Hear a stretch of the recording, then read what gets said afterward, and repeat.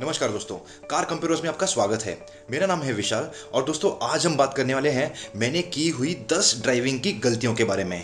दोस्तों हमें मालूम है कि हमारे दर्शकों में से ऐसे कई लोग होंगे जिनको कार चलाने का बहुत अच्छा तजुर्बा होगा, लेकिन अनजाने में ही सही आप और हम गलतियां करते हैं जब कार चलाते हैं तब, फिर वो छोटी गलती हो या बड़ी, वो भी सिटी में हो या हाईवे पे।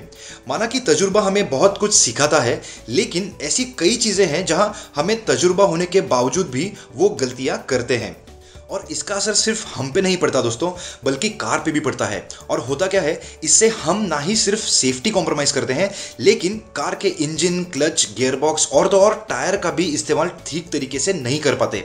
और तो और दोस्तों, जब तक हमें कोई आके बताता नहीं तब तक हमें पता ही नहीं चलता कि हम कहाँ पे गलती कर रहे हैं। फिर एक दिन जब आप आपके कार का एक लंबा बिल देखते हो तब आप सोचते हो कि आखिर ये हुआ कैसे या ये क्यों हुआ। और इसीलिए आज हम लेके आए हैं ये एक शॉर्ट वीडियो जिसमें हम बात करेंगे कुछ क्विक टिप्स की, जिसमें हम हाईलाइट करेंगे कुछ महत्वपूर्ण बातें जिनके ध्यान रखने से आप आपकी कार ज़्यादा सेफली चला सकते हो और तो और आपके कार के कुछ पार्ट्स की लाइफ भी बेहतर हो सकती है। कैसे, चलिए देखते हैं। सबसे पहले बात करते हैं सेफ्टी की, और इसीलिए सबसे पहले हम आपको ये बताना चाहेंगे कि सीट बेल्ट का उपयोग हमेशा करें दोस्तों, और वो भी सभी सीट बेल्ट्स का, यानी ड्राइवर और को ड्राइवर के अलावा सेकंड और थर्ड रो के सीट बेल्ट्स का भी इस्तेमाल करें और जितना हो सके उतना अच्छे सेफ्टी फीचर्स वाली कार का चुनाव करें। और मेनली आपकी दूरी को ये मत डिसाइड करने देना कि आपको यदि सीट बेल्ट पहनना है या नहीं, यानी कि अगर आप कहीं नज़दीकी जा रहे हो तो सीट बेल्ट नहीं पहना तो ठीक है, ऐसा मत सोचिए दोस्तों। जैसे ही आप कार में बैठोगे सीट बेल्ट पहनना ये आपके सबसे पहला स्टेप होना चाहिए। फिर आप चाहे कार शुरू करें या मिरर एडजस्ट करें, जो भी है इसका एक सीक्वेंस रखें जिसमें सबसे पहला सीट बेल्ट होना चाहिए। फिर बात आती है स्टीयरिंग पे हाथ कैसे रखें। दोस्तों सबसे पहले तो आपके दोनों हाथ स्टीयरिंग पे ही होने चाहिए। आपका हाथों का इस्तेमाल तभी करें जब उसकी ज़रूरत पड़े, यानी कि मैनुअल ट्रांसमिशन हो तो गियर बदलने के लिए, जिसके सिवाय बाकी सब सेटिंग्स आप कार को चलाने से पहले कर सकते हो। फिर बात आती है हाथों के पोजीशन की दोस्तों, जो होनी चाहिए घड़ी के कांटों के जैसे जब उसमें 10:10 हुए हो वैसे, यानी कि आपका बायां हाथ 10 की जगह और दायां हाथ 2 की जगह। ये पोजीशन गीतशीलता यानी कि मनोरेबिलिटी के लिए बहुत अच्छा होता है दोस्तों, वो भी इमरजेंसी के वक्त। अब बात करते हैं ब्रेकिंग के बारे में दोस्तों, जो बहुत मायने रखता है, फिर वो चाहे सिटी में हो या हाईवे पे। सबसे पहले तो आपके बाएं पैर का इस्तेमाल न करें जब आप ब्रेकिंग कर रहे हो दोस्तों, हमेशा आपके दाएं पैर का इस्तेमाल करें, क्योंकि दोनों के प्रेशर में फ़र्क होता है, और वो भी तब जब हमें आदत हो गई है दाएं पैर को ब्रेक के लिए यूज़ करने के लिए। और इसका ध्यान स्पेशली ऑटोमेटिक्स में दें, क्योंकि आपका बायां पैर आइडल रहता है। फिर बात आती है कुछ ऐसे सेटिंग की जो आपने कार चलाने से पहले करनी है दोस्तों, ना ही कि कार चलाते वक्त, और वो है आपके कार के मिरर्स का सेटिंग। ये सेटिंग सुनिश्चित करें कार चलाने से पहले, ताकि आप कार चलाते वक्त आपका ध्यान कहीं और नहीं हो और सिर्फ रोड पे हो। फिर बात आती है जब आप कार चला रहे हो और आपको एक कार को ओवरटेक करना है। कार चलाते वक्त हमेशा आपके सामने के गाड़ी के दाहिने बाजू से ही ओवरटेक करें, क्योंकि वो सबसे सेफ रास्ता है ओवरटेक करने का। ना ही सिर्फ इसीलिए क्योंकि राइट हैंड साइड की लेन फास्ट लेन होती है, बल्कि इंडिया में राइट हैंड ड्राइव होने की वजह से सभी जगह डिवाइडर्स राइट साइड को ही होंगे और लेफ्ट साइड में सारी भीड़ यानी कि लोग, पार्क्ड बाइक्स, कार्स, पोल्स इत्यादि होंगे। फिर आता है हेडलाइट। दोस्तों ये काफ़ी बेसिक चीज़ है और वैसे वो सुनाई भी देगा, लेकिन वो बहुत इंपॉर्टेंट है दोस्तों, क्योंकि जैसे आपको पता ही होगा कि आपके इंस्ट्रूमेंट क्लस्टर का लाइट हमेशा चालू ही रहता है, और शाम में जब हेडलाइट चालू करने का टाइम आता है तो इस लाइट की वजह से हमें कभी कभी लगता है कि कार की हेडलाइट चालू हो गई है, लेकिन ऐसा नहीं है। हमेशा चेक करें कि यदि आपके कार का हेडलाइट चालू है या नहीं। फिर बात आती है बच्चों के सेफ्टी की। दोस्तों छोटे बच्चों या इवन पेट्स को कार के को ड्राइवर सीट पे न बिठाएं, इससे उनकी सेफ्टी कॉम्प्रोमाइज हो जाती है। इसीलिए सभी के लिए यही उचित होगा कि वो कार के सेकंड रो या थर्ड रो में भी बैठ सकते हैं। और जब आप कार पार्क करने वाले हो, यदि वो थोड़ी देर के लिए हो या थोड़े से ज़्यादा समय के लिए, तब बच्चों को या इवन पेट्स को कार में न छोड़ के जाए दोस्तों, क्योंकि इसकी वजह से उनकी सेफ्टी फिर से कॉम्प्रोमाइज़ हो जाती है। ये टिप सिर्फ उन कार्स के लिए है जो मैनुअल ट्रांसमिशन गियरबॉक्स के साथ आते हैं, और वो है हाफ क्लच से कार को चलाना।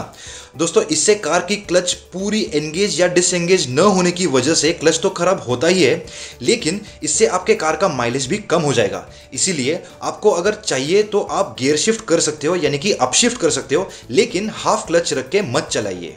जब गियरबॉक्स की बात आती है तो जब आप रिवर्स गियर का इस्तेमाल कर रहे हो तब कार का रिवर्स गियर तभी डालें जब आपकी कार पूरी तरह से स्थिर हो गई हो, यानी कि रुक गई हो, क्योंकि ये न करने से आपके गाड़ी का गियरबॉक्स जल्दी खराब हो सकता है। और जब आप रिवर्स गियर में हो, यानी कि रिवर्स गियर में कार चला रहे हो, उससे पहले ये देखें कि कार के पीछे कोई बच्चा या कार के नीचे कोई कुत्ता या बिल्ली नहीं हो, जो आपके कार के रियर व्यू मिरर में नहीं दिखते दोस्तों। और अगर आपके कार को रिवर्स कैमरा भी हो फिर भी उस पर पूरी तरह से निर्भर न रहें।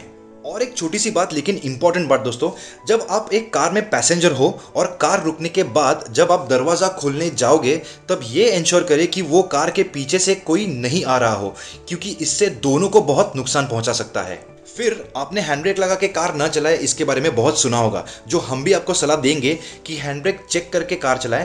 लेकिन हम आपको एक सिंपल सी बात लेकिन बहुत इंपॉर्टेंट बात बताना चाहेंगे कि आप हैंड ब्रेक का इंडिकेटर भी चेक करें दोस्तों, क्योंकि अगर हैंड ब्रेक थोड़ा सा भी एंगेज्ड हो तो वो इंडिकेटर आपको बताएगा कि हैंड ब्रेक पूरी तरह से खींचा हुआ नहीं है।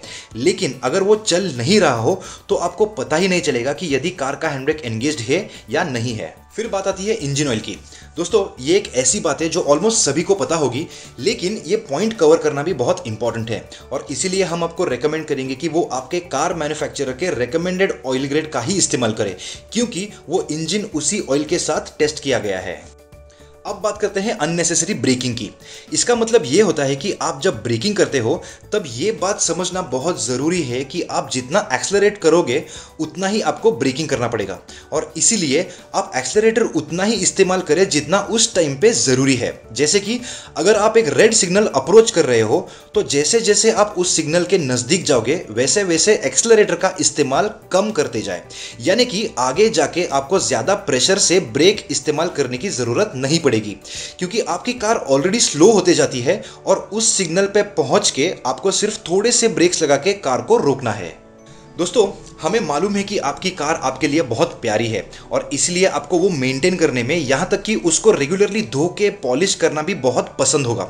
लेकिन हम आपको ये बताना चाहेंगे कि आप अगर बहुत ही ज़्यादा धोओगे तो उसका रिवर्स इफेक्ट भी पड़ सकता है। जी हाँ दोस्तों, कलर फेड होना, स्क्रैचेस का आना इत्यादि जैसे प्रॉब्लम्स आ सकते हैं। इसीलिए अच्छे पानी से धोना और ज़्यादा नहीं धोना, और तो और उस कार मैन्युफैक्चरर ने जो शैम्पू रेकमेंड किया है सिर्फ उसी को इस्तेमाल करने की सलाह हम आपको देते हैं।